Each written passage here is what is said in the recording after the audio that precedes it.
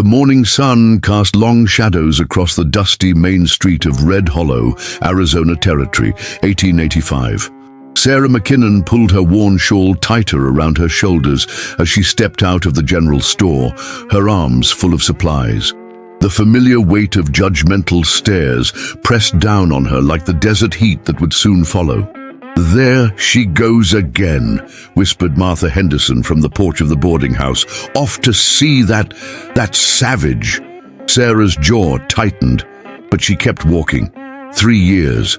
3 years since she'd first encountered Ayanna, eternal blossom in Apache, by the river outside town. 3 years since her world had turned upside down, and Red Hollow had branded her a traitor to her own kind. The town wasn't large, maybe 200 souls scattered among wooden buildings that creaked in the wind. Most folks here had come seeking their fortune in the copper mines or trying to carve out a living from the unforgiving desert. They were hard people, made harder by the constant threat of Apache raids that had plagued the territory for decades. But Sarah knew something they didn't. Not all Apache were the same. She reached the edge of town where her small cabin sat, isolated from the rest, like a physical manifestation of her social exile. Her father had built it before his death 2 years ago, back when she was still respectable Sarah, the schoolteacher who minded her own business and never caused trouble. Behind the cabin, the Sonoran Desert stretched endlessly, dotted with saguaro cacti, standing like ancient sentinels. It was there, in a hidden canyon about 2 miles out, where Ayanna waited. "Sarah." The voice came from behind a cluster of mesquite trees. She turned, her heart racing as it always did when she heard him speak her name. Ayanna emerged from the shadows, moving with the fluid grace that had first captured her attention. He was tall, lean, but powerful, with dark hair that fell to his shoulders and eyes the color of obsidian. "I wasn't sure you'd come today," he said in English, though his accent carried the musical cadence of his native tongue. "The town, they watch you more closely now." Sarah set down her bundle and moved toward him. "Let them watch. I'm tired of living in fear of their judgment." Ayanna's expression darkened. "Fear keeps you alive, Sarah. My people have a saying, the loudest thunder often brings the weakest rain. The townspeople's words are loud, but their actions..." He shook his head. "There are rumors. Talk of driving you out, or worse." What kind of talk?" "The kind that comes from men who drink too much and think too little." Ayanna reached for her hand. "Sheriff Morrison tries to keep them in line, but he's one man against many voices." Sarah felt a chill that had nothing to do with the morning air. Tom Morrison was decent enough, but he was also practical. If the town decided she was too much trouble, he might not stand in their way. "Maybe we should leave," she whispered. "Go somewhere they've never heard of Red Hollow or Apache raids. Start fresh." Ayanna was quiet for a long moment, his thumb tracing circles on the back of her hand. "My sister is pregnant, her first child. My mother grows weak with the coughing sickness. And you have your students, your father's cabin. Can we truly abandon all we know for love?" It was a question they'd asked themselves countless times, and the answer never came easily. Sarah had tried to imagine leaving everything behind, but Red Hollow was all she'd ever known. Her father was buried in the small cemetery behind the church. Her mother's memory lived in every corner of their cabin. "Mrs. McKinnon!" The voice shattered their quiet moment. Sarah spun around to see 10-year-old Billy Patterson running toward them, his face flushed with excitement and fear. He stopped short when he saw Ayanna, his eyes widening. "Billy, what is it?" Sarah stepped protectively between the boy and Ayanna, knowing how the townspeople filled their children's heads with stories of Apache brutality. Ma says you need to come quick. There's men in town, bad men. They're asking about you and..." Billy's gaze flicked nervously to Ayanna. "About him." Sarah's blood turned to ice. "What kind of men?" "Bounty hunters, Sheriff Morrison thinks. They rode in about an hour ago, 3 of them, all armed heavy. They're asking if anyone's seen Apache around here, and someone mentioned... Well, they mentioned you." Ayanna stepped forward, and Billy instinctively backed away. "What did these men look like?" His voice was calm, but Sarah could see the tension in his posture. Billy swallowed hard before answering. The leader's got a scar across his face, real mean-looking. Dark hair, dark clothes, his horse is a big black stallion. Sarah saw Ayana's jaw clench. "Vega," he whispered, "you know him. Carlos Vega. He's been hunting my band for 2 years.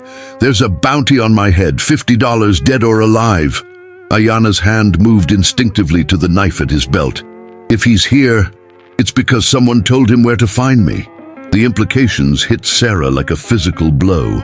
Someone in Red Hollow had betrayed them. Someone had pointed these men toward her, knowing it would lead them to Ayana. "Billy," she said, trying to keep her voice steady, "go back to town. Tell your mother I'm safe, but I won't be coming back right away. Can you do that?" The boy nodded eagerly, clearly wanting to be anywhere but near an Apache warrior and the trouble that followed him. He turned and ran back toward town, kicking up dust clouds with his hurried steps. "I have to go," Ayana said immediately. "If they're looking for me here, I'm putting you in danger." "No," Sarah grabbed his arm. "If you run now, it proves everything they've said about you, about us, that we're cowards, that what we have isn't worth fighting for." "Sarah, you don't understand. Vega isn't just a bounty hunter, he's a killer. He murdered my cousin last year, shot him in the back and claimed self-defense. If he finds me here, then we make sure he doesn't find you." Sarah's mind was racing. "The old mine shaft, about 5 miles north. You could hide there until they move on." Ayana shook his head. "And what happens to you? They'll question you, and when you don't give them answers they like..." He didn't need to finish. Sarah had heard enough stories about bounty hunters and their methods to know that her gender wouldn't protect her if they thought she was harboring their quarry. "Then we face this together," she said with more confidence than she felt. "I go back to town, act normal. You stay hidden but close. If something happens, I come for you." His voice carried a deadly certainty that made her shiver, no matter the cost. As they stood there in the growing heat of the desert morning, Sarah realized that their quiet sanctuary was about to become a battleground. The love they'd tried so hard to protect was about to be tested in ways neither of them had imagined. In the distance, dust clouds marked the passage of riders on the road to Red Hollow. The storm was coming, and there would be no shelter from what followed. The Three Horsemen saloon fell silent as the bat-wing doors swung open. Carlos Vega stepped inside, his boots clicking against the warped wooden floor with deliberate menace. Behind him followed 2 men cut from the same cloth, hard-faced, well-armed, and carrying the kind of confidence that came from years of hunting human prey. Sheriff Tom Morrison looked up from his afternoon whiskey, his weathered hand instinctively moving closer to his gun.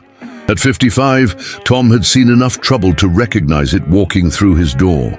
"Gentlemen," Vega said, his voice carrying a slight Mexican accent roughened by cigarettes and violence.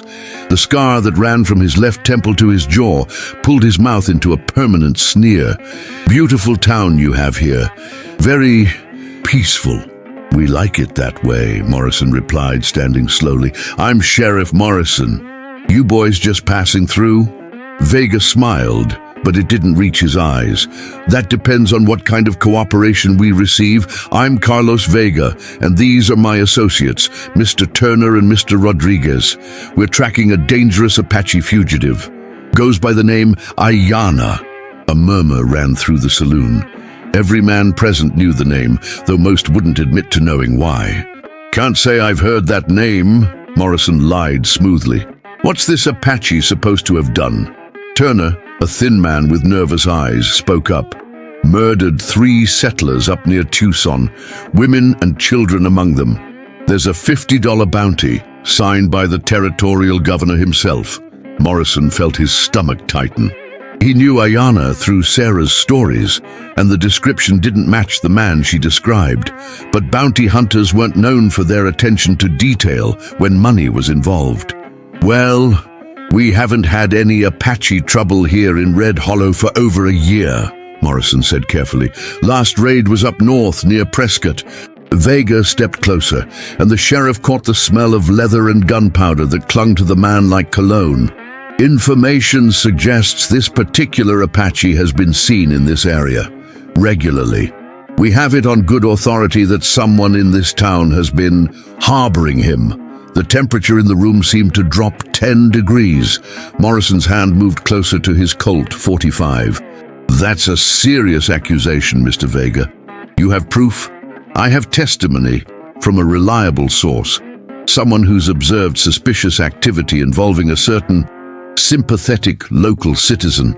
Vega's gaze swept the room, noting how several men shifted uncomfortably. Perhaps you know of someone who might be overly friendly with the Apache. Frank Wilson, the town drunk, chose that moment to prove why whiskey and gossip made dangerous companions. You talking about Sarah McKinnon? Hell, everyone knows she's been meeting some Apache buck out by the desert. My wife's seen her. Frank, Morrison's voice cut like a knife. Shut your mouth. But the damage was done. Vega's smile widened. Sarah McKinnon. Yes, that name came up in our conversations. Where might we find this Miss McKinnon? Morrison found himself caught between protecting a citizen and avoiding a confrontation his small town couldn't handle. Mrs. McKinnon is a widow schoolteacher, respectable woman. I won't have you bothering her based on saloon gossip. Of course not, Sheriff. We're civilized men. Vega's tone was reasonable, but his eyes promised violence. We simply wish to ask a few questions. Routine inquiry. I'm sure she'll be happy to help us locate this dangerous fugitive. Rodriguez, who hadn't spoken yet, stepped forward. He was built like a bull, with arms the size of tree trunks and a face that looked like it had stopped too many fists. Where is the woman now? Morrison was spared from answering by the arrival of Billy Patterson, who burst through the doors with the energy of youth and the timing of disaster. Sheriff, I found Mrs. McKinnon like you asked. She's out by the old canyon road with...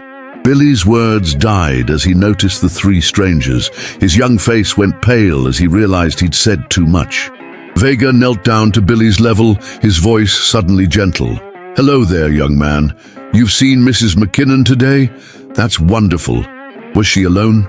Billy looked frantically between the sheriff and the stranger, clearly sensing he'd made a terrible mistake. Morrison gave him a slight nod, hoping the boy would understand.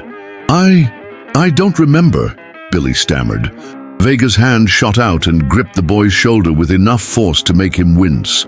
Memory is a funny thing. Sometimes it needs help. You mentioned she was with someone? Let go of the boy. Morrison's voice carried the authority of 20 years wearing a badge. His hand now rested openly on his gun. Vega released Billy but didn't straighten up. Of course, Sheriff, no harm intended. But you understand our position. We've tracked this Apache across 3 counties. We're very close now, and we can't afford to let him slip away again. And I can't afford to have bounty hunters terrorizing my citizens, Morrison replied. You want to ask Mrs. McKinnon questions, you do it with me present, and you keep your hands off the children. The standoff stretched for several heartbeats. The other patrons of the saloon seemed frozen, afraid to move or speak. Outside, the wind whistled through the gaps in the building, and somewhere a dog barked. Finally, Vega stood and adjusted his gun belt. Very well, Sheriff. We respect local authority. Perhaps you could escort us to Mrs. McKinnon. I'm sure she's anxious to help us apprehend this dangerous criminal. Morrison knew he was being maneuvered into a corner, but he couldn't see a way out that didn't end in bloodshed. 3 armed bounty hunters against 1 aging sheriff weren't favorable odds, especially with civilians nearby. Billy, he said quietly, go home to your mother. Stay there until I come get you.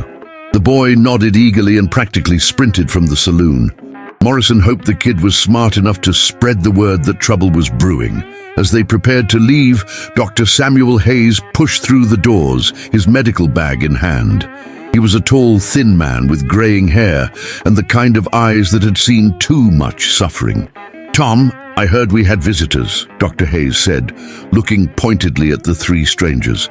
Anything I should know about? Morrison appreciated the support, but he also knew that more people meant more potential victims if things went bad. Just some gentleman asking questions about recent Apache activity, Doc. Nothing to worry about. Apache activity?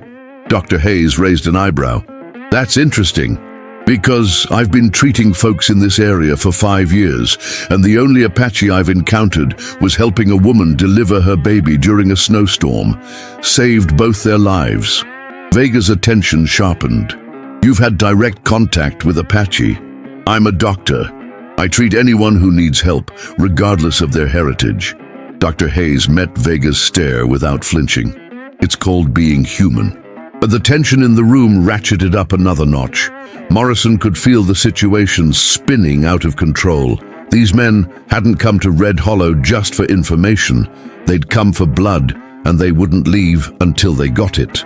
Gentlemen, Morrison said, forcing calm into his voice, perhaps we should continue this conversation outside. No need to disturb these folks' afternoon drinks. As they moved toward the door, Morrison caught Dr. Hayes' eye and gave him a meaningful look. The doctor nodded slightly, understanding passing between them. If shooting started, someone needed to be ready to patch up the wounded. Outside, the sun was directly overhead, baking the dusty street and turning the air shimmery with heat. A few townspeople watched from doorways and windows, sensing that something important was happening, but not sure what. Mrs. McKinnon's cabin is just outside town, Morrison said, pointing toward the small structure visible in the distance. But I'll warn you, gentlemen, she's been through enough grief for one lifetime. Her husband died in a mining accident. Her father passed just 2 years ago. She deserves to be treated with respect. Of course, Vega agreed. We're not monsters, Sheriff. We simply want to find a killer before he strikes again. As they walked toward Sarah's cabin, Morrison couldn't shake the feeling that he was leading lambs to slaughter. Somewhere out there, Sarah was making her way home, unaware that 3 of the most dangerous men in the territory were waiting for her. And somewhere else, an Apache warrior was probably watching, deciding whether love was worth dying for. The afternoon sun beat down mercilessly as they approached the cabin, and Morrison found himself praying that whatever happened next, the innocent wouldn't be the ones to pay the price. But in his 20 years of law enforcement, he'd learned that prayers and 50 cents might buy you a cup of coffee, but they rarely stopped bullets. Sarah saw the men before they saw her. From the ridge overlooking her cabin, she could make out 4 figures standing in the shade of her front porch, Sheriff Morrison and 3 strangers. Even at a distance, she recognized the distinctive silhouette of the scarred man Billy had described. Her heart hammered against her ribs as she urged her horse down the rocky path, trying to appear casual while her mind raced through possible scenarios. None of them ended well. As she approached, Vega stepped forward with predatory grace. Mrs. McKinnon, I presume. I'm Carlos Vega. These are my associates. We'd like to have a word with you. Sarah dismounted, acutely aware of how isolated her cabin was from the rest of town. Sheriff Morrison, is there some kind of trouble? Just routine questions, Mrs. McKinnon, Morrison replied, his tone carefully neutral, but his eyes warning her to be cautious.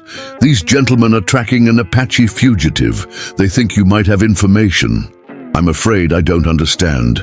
Sarah kept her voice steady, though her palms were slick with sweat. What kind of information? Vega smiled that cold smile of his, the kind that comes from being very friendly with the local Apache population. You see, Mrs. McKinnon, we have witnesses who've seen you consorting with a particular warrior, one wanted for murder. The word consorting dripped with implication, and Sarah felt heat rise in her cheeks. I think there's been some misunderstanding. I'm a school teacher, not a whatever you're implying. Turner snorted. Lady, half the town's talking about you and your Apache lover. Don't play innocent. That's enough, Morrison stepped forward. Mrs. McKinnon deserves to be spoken to with respect. Does she? Rodriguez's voice was like gravel. Woman who betrays her own kind for a savage deserves what she gets. The words hit Sarah like physical blows, but they also sparked something fierce inside her. Betrays my own kind? And what kind is that exactly? The kind that shoots children for the color of their skin? The kind that burns villages and calls it justice? Vega held up a hand, seeming amused by her defiance. Spirited. I like that. But let's talk about specifics, Mrs. McKinnon. The Apache we're tracking goes by Ayanna. About 6 feet tall, long dark hair, prominent cheekbones. Ring any bells?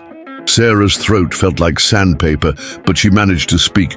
I've seen Apache warriors in the area, yes. This is still their land, whether we want to admit it or not, but I couldn't identify specific individuals. Come now. Vega stepped closer, and Sarah caught the smell of leather and tobacco that clung to him like a second skin.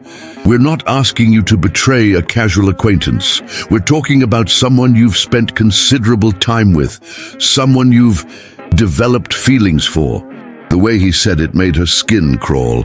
I don't know what you think you know, but we know you meet him regularly, Turner interrupted. We know you bring him supplies.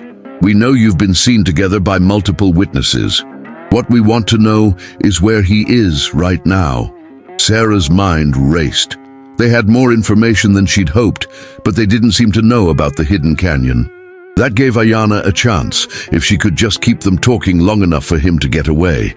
Even if what you're saying were true, she said carefully, I wouldn't know where to find him now. Apache don't exactly keep regular schedules.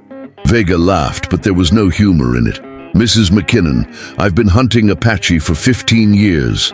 I know their habits, their methods, their weaknesses. And I know when someone is lying to protect them. He gestured to Rodriguez, who moved to block any escape route from the cabin. Here's what's going to happen. You're going to tell us exactly where Ayanna is hiding. In return, we'll make his death quick and clean. Refuse and... The threat hung in the air like smoke from a wildfire. Morrison's hand drifted toward his gun, but he was outnumbered, and they all knew it. And what? Sarah surprised herself with the steadiness of her voice. You'll torture a school teacher in broad daylight? Murder a woman for protecting someone she cares about? How exactly does that make you different from the savages you claim to be hunting? Vega's scar twitched, the only sign that her words had hit home. Different? Lady, you want to know the difference? I don't scalp children. I don't burn families alive in their homes. I don't rape women and leave them for the buzzards. Neither does he. Sarah shot back before she could stop herself. The admission hung between them like a loaded gun. Vega's smile returned, triumphant and terrible. There we have it. So you do know him well enough to vouch for his character. Vega pulled out a rolled poster from his jacket and unfolded it. Take a look at this, Mrs. McKinnon. Wanted poster with a very detailed description. Ayanna, also known as Eternal Blossom, wanted for the murder of 3 settlers near Tucson. A family named Garrett, mother, father, and their 8-year-old daughter. Sarah stared at the poster, her heart sinking. The description was accurate enough to be Ayanna, down to a distinctive scar on his left hand from a childhood accident. But the crimes, she couldn't reconcile them with the gentle man who'd once spent 2 hours helping her fix a broken fence. This is impossible, she whispered. Murder usually is until someone commits it. Vega rolled up the poster. Now, one last time, where is he?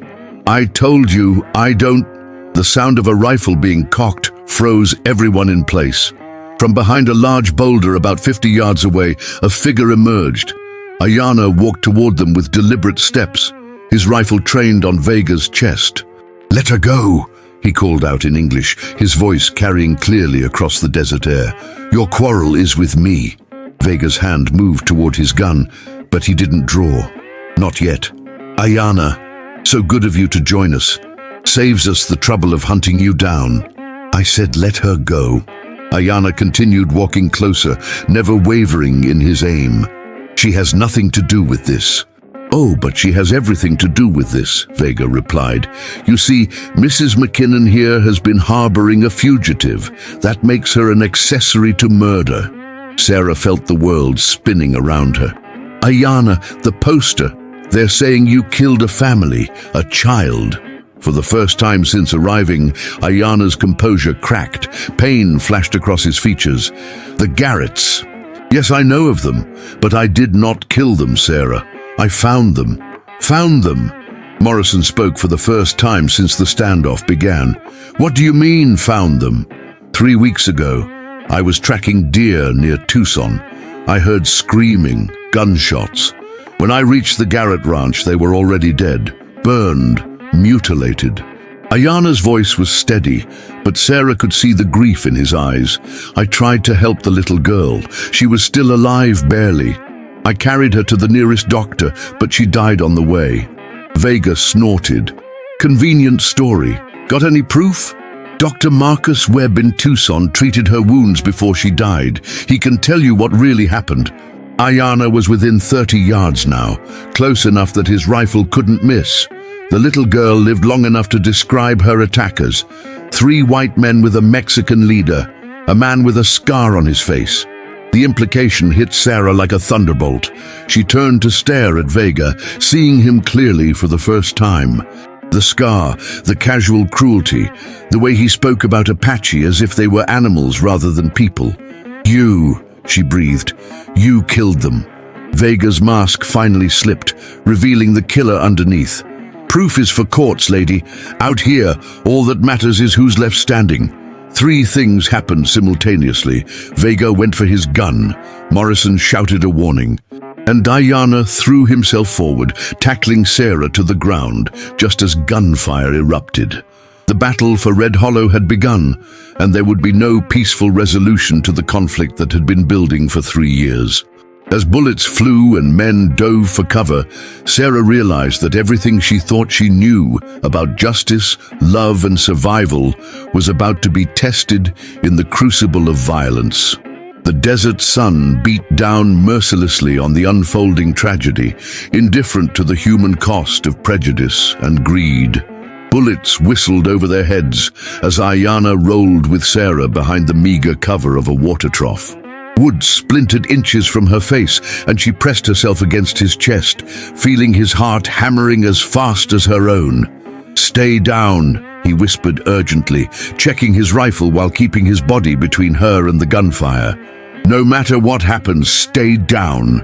Sheriff Morrison had taken cover behind Sarah's porch posts, his revolver drawn, but his position exposed.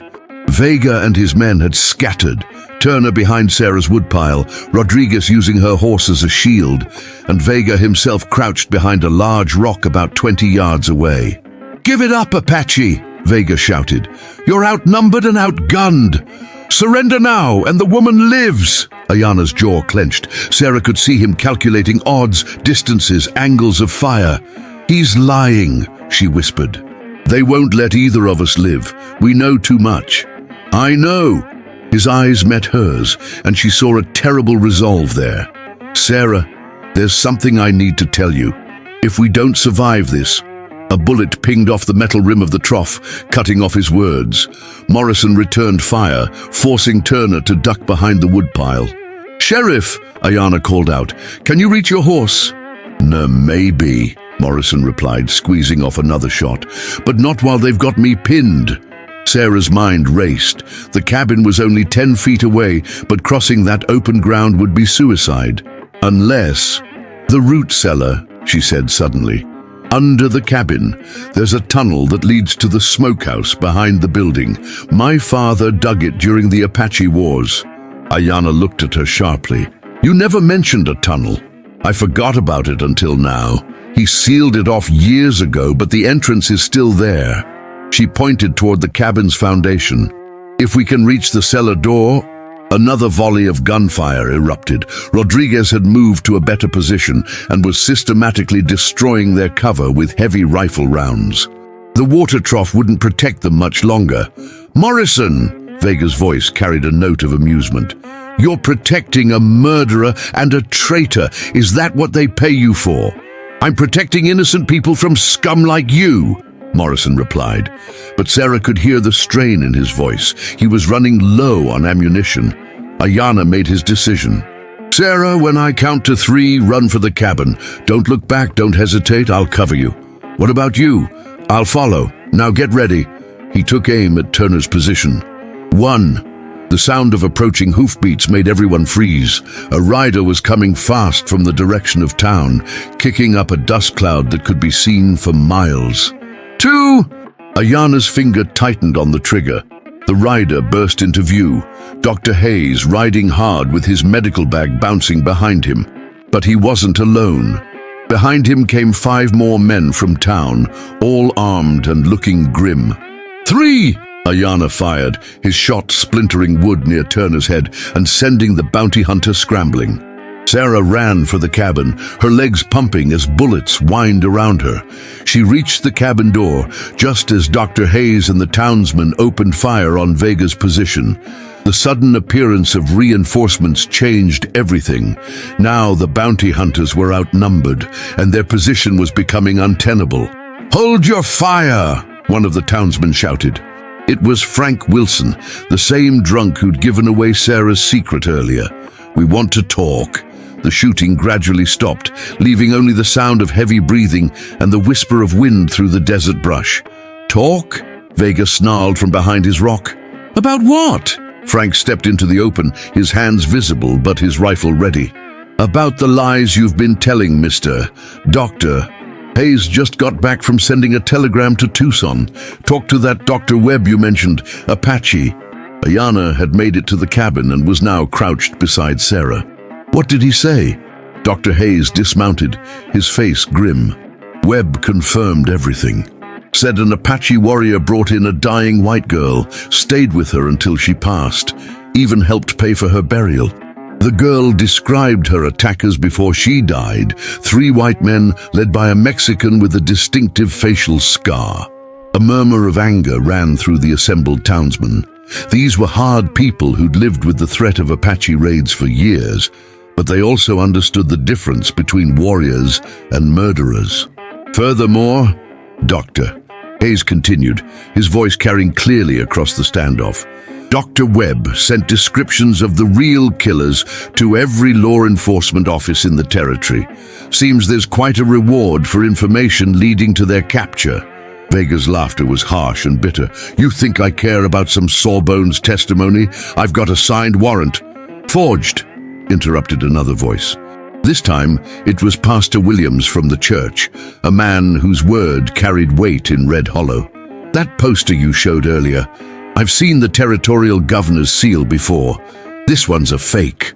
The noose was tightening around Vega, and everyone could feel it. But cornered animals were the most dangerous, and Sarah could see the calculation in his eyes. He was weighing his odds, deciding how much damage he could do before they brought him down. "Ayana," Sarah whispered urgently. "The tunnel, we should still—" "No." His voice was firm. "I'm tired of running, tired of hiding. These people need to see that not all Apache are their enemies."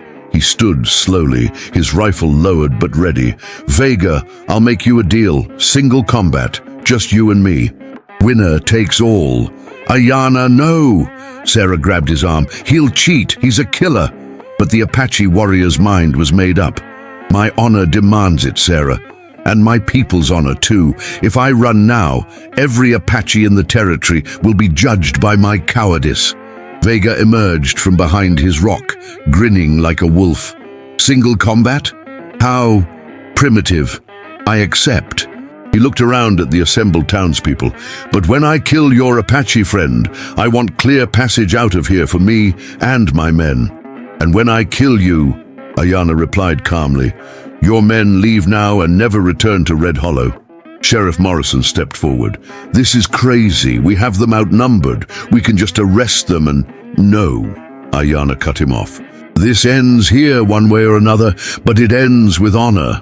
The 2 men faced each other in the growing heat of the afternoon. Around them, the townspeople formed a rough circle, their faces showing a mixture of excitement and dread.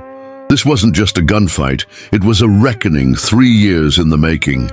Sarah watched in growing horror as the man she loved prepared to face certain death for the sake of her honor and his people's reputation. She wanted to scream, to run between them, to do anything to stop this madness. But she also understood what it meant to him. In the world where his people were seen as less than human, where his love for her was considered an abomination, this was his chance to prove that Apache warriors were capable of courage, honor, and sacrifice. As the two men checked their weapons and prepared for battle, the desert sun reached its zenith. Soon, one way or another, the long shadow of prejudice that had fallen over Red Hollow would finally be lifted. The question was, who would be left alive to see it? The circle of townspeople grew larger as word spread through Red Hollow. What had started as a confrontation between bounty hunters and their quarry had become something else entirely. A trial by combat that would determine not just the fate of two men, but the future of an entire community's relationship with the Apache Nation. Sarah stood at the edge of the circle, her hands clenched so tightly her nails drew blood from her palms. Every instinct screamed at her to intervene, but she knew that doing so would dishonor everything Ayanna was fighting for. Dr. Hayes moved to her side, his medical bag ready. "I've seen gunfights before," he said quietly. "This man of yours, he's fast?" "I don't know," Sarah whispered. "I've never seen him draw a weapon in anger, but Vega, he's killed so many people." "Sometimes skill matters less than heart," Dr. Hayes replied, "and your Apache has plenty of that." Sheriff Morrison was laying out the rules, though everyone present understood that honor was a luxury men like Vega rarely observed. 30 paces apart. On my signal you can draw. Fight continues until one man can't continue. Vega stripped off his jacket, revealing arms corded with muscle and several old bullet scars. "I want everyone to see what happens to savages who forget their place," he announced loudly, "and to white women who betray their own kind." A rumble of anger went through the crowd. Frank Wilson, surprisingly, was the first to speak up. "Shut your mouth, Vega. Mrs. McKinnon's a good woman. Better than most of us deserve." Others nodded agreement. Sarah realized with shock that the townspeople who'd shunned her for 3 years were now rallying to her defense. The presence of real evil in their midst had helped them recognize the difference between love and betrayal. Ayanna said nothing as he prepared. He removed his shirt, revealing the lean, powerful build that had first caught Sarah's attention. Across his chest and arms were the scars of his warrior training, marks that spoke of a lifetime spent learning to fight and survive. But there was something else. On his left shoulder was a tattoo Sarah had never seen before, a small eagle in flight, done in the traditional Apache style. "What does it mean?" she called out to him.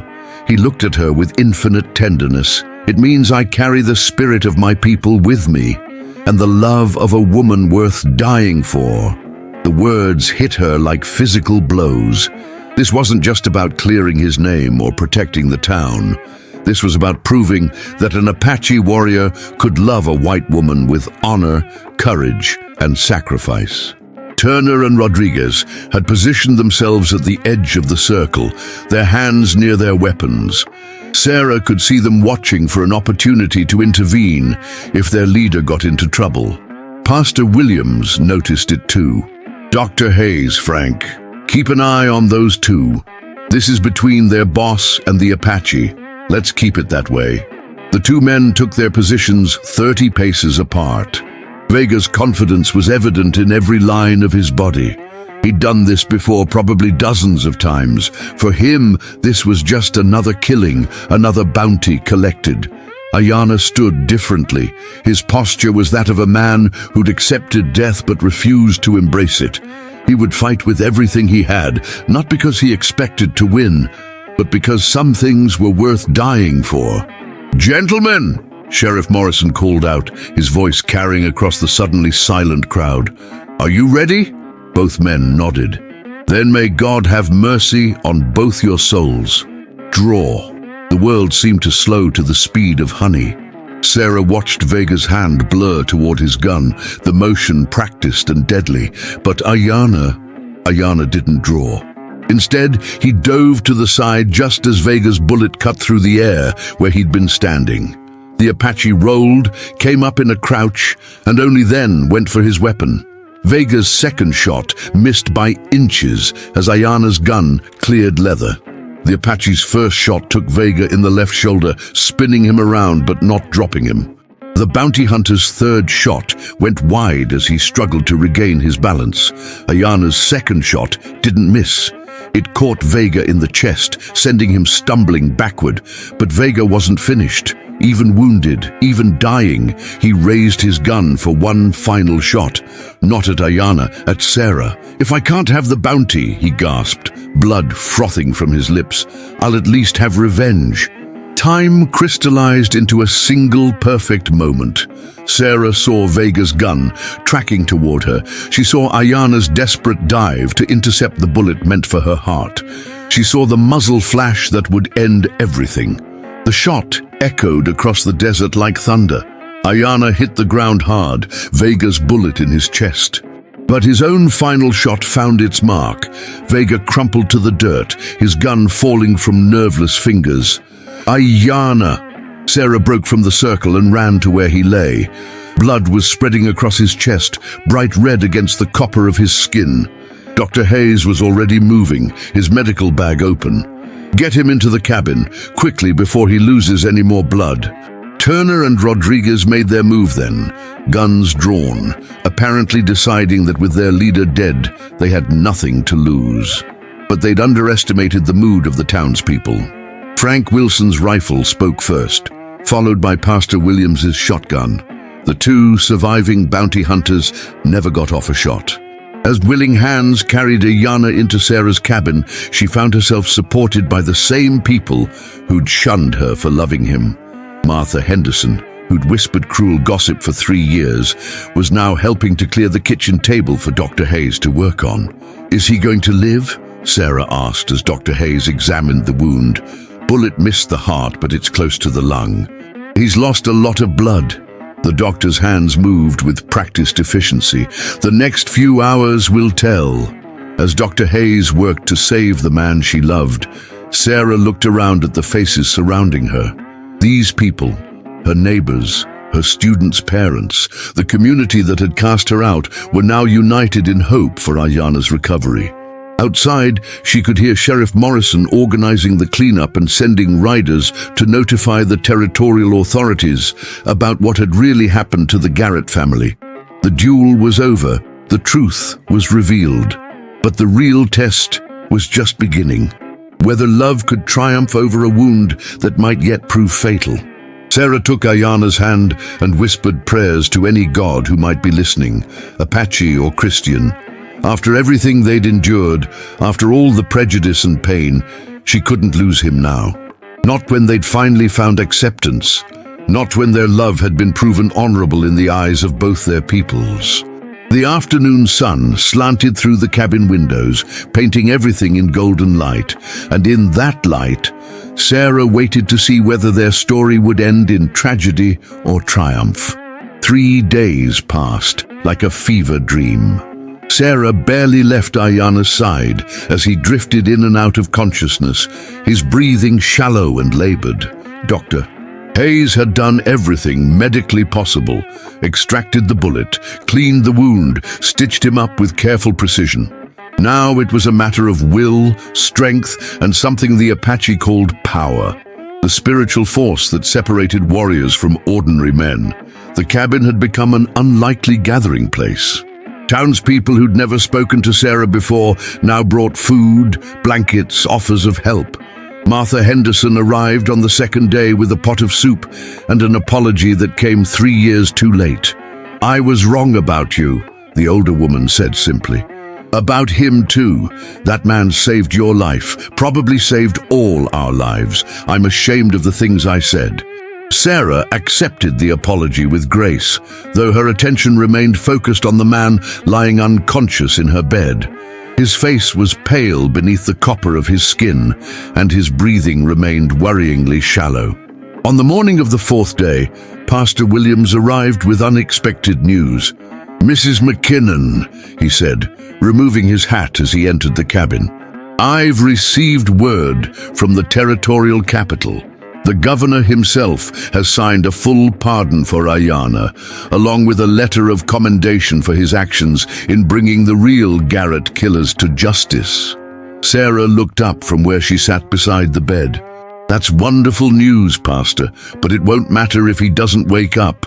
"He'll wake up," said a new voice from the doorway.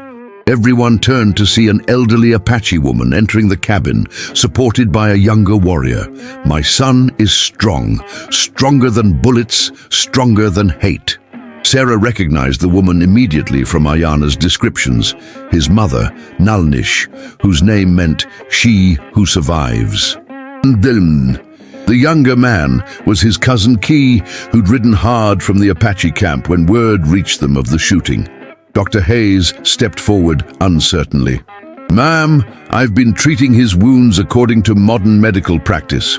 I don't know if traditional remedies—" Nalnish's weathered hand touched his arm gently. "I do not question your skill, doctor, but my son needs more than medicine. He needs to remember who he is, what he fights for." She moved to the bedside, her dark eyes studying her son's face. Then she began to sing, a low, haunting melody in Apache that seemed to fill the cabin with ancient power. To everyone's amazement, Ayana's eyelids fluttered. "Sarah," he whispered, his voice barely audible. She was beside him instantly, taking his hand. "I'm here. I'm right here." His eyes opened fully, focusing on her face. "Did we win?" "You won," she said, tears streaming down her cheeks. "You won everything that mattered." Over the next several hours, as Ayana's strength slowly returned, the full scope of what had happened became clear. Word of the gunfight had spread throughout the territory. The story of the Apache warrior who died protecting a white town from murderous bounty hunters had captured imaginations from Tucson to Phoenix. But more than that, it had forced people to confront their own prejudices. If an Apache could show such honor, such courage, such willingness to sacrifice for others, then perhaps the stories they'd told themselves about savages and civilized people needed re-examining. Sheriff Morrison visited on the 5th day, bringing official documents and unofficial news. "The territorial legislature is talking about establishing a formal peace treaty with your band," he told Ayana, who was now sitting up in bed, still weak but clearly recovering. "After what you did, there's a lot of support for trying a different approach than just, well, killing each other." Ayana nodded slowly. "My people would welcome peace. We're tired of running, tired of fighting. But it must be real peace, not just words on paper." "I think this time it might be," Morrison replied. "Public opinion has changed. You've shown folks that Apache aren't monsters, just people trying to protect what they love." As the days passed, a steady stream of visitors came to the cabin. Some were townspeople offering apologies and support. Others were Apache from Ayana's band, coming to check on their wounded warrior and to see this white woman who'd stood by him through everything. The most significant visit came a week after the shooting. A delegation arrived from the territorial capital. The territorial governor himself, along with military officials and tribal representatives. "Mr. Ayana," the governor said formally, "I've come to personally thank you for your service to the people of Arizona Territory. Your actions have prevented a war that would have cost hundreds of lives on both sides." Ayana, now strong enough to stand though still pale, met the governor's gaze steadily. "I did what honor demanded, nothing more, perhaps. But your definition of honor has changed a lot of minds." The governor turned to include Sarah in his attention. "Mrs. McKinnon, your loyalty to Mr. Ayana during his time of trial has been noted. The territory owes you a debt as well." "I need no rewards for loving a good man," Sarah replied simply. The governor smiled, "Which brings me to the real reason for my visit. The territorial legislature has authorized me to offer Mr. Ayana a position as liaison between the Apache Nation and the territorial government, a chance to help build the peace he fought for." The offer was unprecedented. An Apache warrior working officially with the territorial government, helping to craft policies that would affect both peoples. It was exactly the kind of opportunity that could transform the relationship between white settlers and native tribes. But Sarah could see the conflict in Ayana's eyes. Such a position would mean spending time in the capital, dealing with politicians and bureaucrats, living in a world that was still largely hostile to his people. "I need time to consider," Ayana said finally. "Of course. Take all the time you need." The governor prepared to leave, then turned back. "One more thing. The townspeople of Red Hollow have petitioned to have their school named in your honor. The Ayana McKinnon Academy. That is, assuming you two are planning to make your relationship official." Sarah felt her cheeks burn. The assumption of marriage had never been explicitly discussed, though it seemed natural after everything they'd endured together.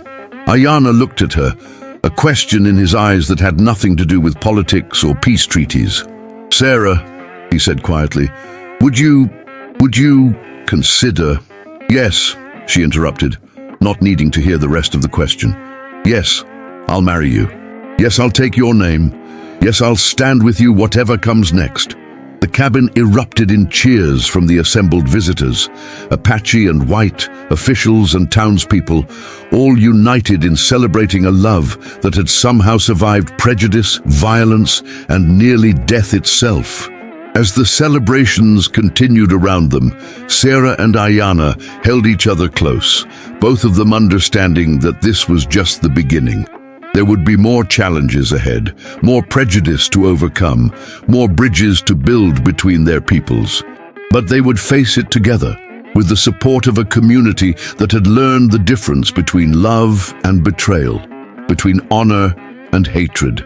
The sun was setting over Red Hollow, painting the desert in shades of gold and crimson. And for the first time in 3 years, Sarah McKinnon looked toward the future with hope instead of fear. The morning of Sarah and Ayana's wedding dawned clear and bright, with a gentle breeze carrying the scent of desert wildflowers across Red Hollow. It was spring in the Arizona Territory, and the harsh landscape had softened into unexpected beauty. The ceremony itself was unlike anything the town had ever seen. Pastor Williams would officiate, but Apache traditions would be honored alongside Christian ones. The wedding would take place outdoors, in the natural cathedral of the desert, with representatives from both communities bearing witness. Sarah stood before her mirror in the cabin that would soon belong to both of them, adjusting the simple white dress she'd sewn herself. Incorporated into the traditional design were Apache symbols that Nalnish had taught her, patterns representing eternal love, protection, and the joining of two paths into one. "You look beautiful," Martha Henderson said from behind her. The older woman had become Sarah's closest friend over the past months, their relationship transformed by crisis into something genuine and deep. "Nervous?" "Terrified," Sarah admitted with a laugh. "Not about marrying him, about everything else. The responsibility, the attention, the way people will judge every decision we make." It was true. Their wedding had attracted attention far beyond Red Hollow. Newspaper reporters had come from as far away as San Francisco to cover what they called the first official union between an Apache warrior and a white woman in territorial history. The story had captured the nation's imagination. Love conquering prejudice, enemies becoming allies, hope rising from hatred. But with attention came pressure. They would be symbols now, representatives of a new way forward. Every argument would be scrutinized, every success celebrated, every failure magnified. A knock at the door interrupted her thoughts. "Sarah," it was Dr. Hayes. "There's someone here to see you." She opened the door to find a young Apache woman about her own age, dressed in traditional ceremonial clothing that was breathtakingly beautiful. Intricate beadwork caught the morning light, and silver ornaments chimed softly as she moved. "I am Desba," the woman said in careful English. "Sister to Ayana, I bring gift from our mother." She held out a necklace of turquoise and silver, worked in patterns that seemed to capture the very essence of the desert sky. "This belonged to my grandmother, and her grandmother before her. It is for Apache wives who bring honor to the family. Sarah accepted the necklace with trembling hands, understanding the magnitude of what was being offered. I don't know if I'm worthy of such honor. Desba smiled, and Sarah could see the family resemblance to Ayana in her strong features and gentle eyes. You stood by my brother when the whole world told you to abandon him. You defended his honor when no one else would. You are worthy. As Desba fastened the necklace around Sarah's neck, she continued speaking.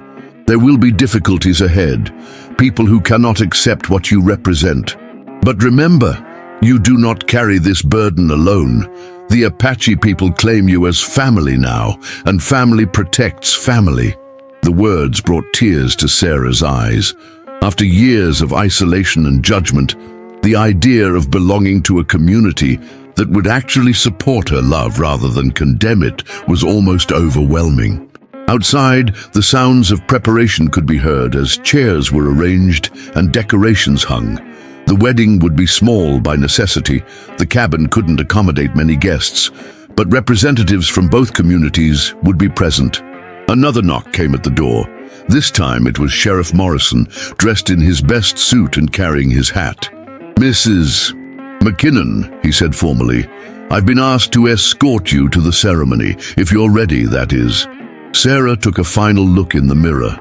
The woman looking back at her was different from the frightened schoolteacher who'd first fallen in love with an Apache warrior 3 years ago.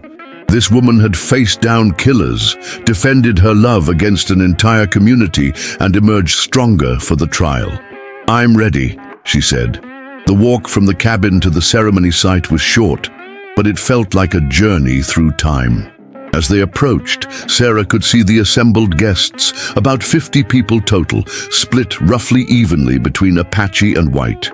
The two groups had naturally separated to some degree, but there was no hostility, just the natural awkwardness of cultures learning to coexist.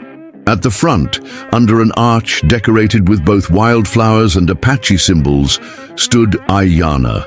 He wore traditional Apache wedding attire that his mother had painstakingly crafted.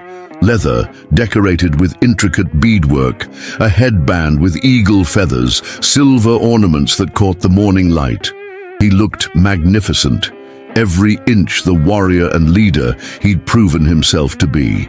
Beside him stood Pastor Williams, looking slightly nervous but determined to do his part in this historic ceremony. On the other side was a traditional Apache elder who would bless their union according to the customs of Ayana's people. As Sarah approached, she could see faces throughout the crowd that told the story of how much had changed. Frank Wilson, the drunk who'd betrayed her secret, now sat with tears in his eyes. Dr. Hayes beamed with paternal pride. Even some of the Apache warriors who'd initially been skeptical of their union now watched with approval. But it was Ayana's face that held her attention. As their eyes met, she saw reflected there all the love, hope and determination that had carried them through the darkest times. This wasn't just a wedding, it was a declaration that love could indeed conquer hatred, that understanding could bridge any divide. The ceremony itself blended traditions beautifully. Pastor Williams spoke of love as divine gift, of marriage as sacred covenant. The Apache elder called upon the spirits of the 4 directions to bless their union, speaking of 2 hearts becoming one while remaining true to their individual paths. When it came time for vows, Sarah spoke first, her voice carrying clearly across the gathered assembly. Ayana, I promise to stand with you through whatever comes, to honor your people as you have honored mine. To love you not despite our differences, but because of the bridge our love builds between 2 worlds. I choose you today and always. Ayana's vows were spoken in both English and Apache, his voice strong and sure. Sarah, you saw honor in me when others saw only a savage. You defended my people when it would have been easier to abandon us. You are my heart, my strength, my reason for believing in a better tomorrow. I promise to love you, protect you, and build with you a life worthy of the courage you've shown. As they exchanged rings, simple bands of silver that incorporated both Christian and Apache symbols, Sarah felt the weight of history settling around them. They were making more than personal promises. They were forging a new path that others might follow. The kiss that sealed their marriage was witnessed by representatives of two cultures that had been at war for generations. As they broke apart, the cheers that arose came from Apache and white throats alike, a sound that would have been impossible just months before. The celebration that followed was unlike anything Red Hollow had ever seen. Apache drums mixed with fiddle music, traditional Apache food shared tables with frontier favorites. Children who'd been taught to fear each other played together in the dust, their laughter the best promise of what the future might hold. As the day wore on, Territorial Governor Murphy arrived with news that would shape the years ahead. The peace treaty between the Apache Nation and the territorial government had been finalized, with Ayanna appointed as the first Native American territorial liaison in Arizona's history. "It's fitting," the governor said during his toast, "that the man who showed us the way forward should help lead us down that path."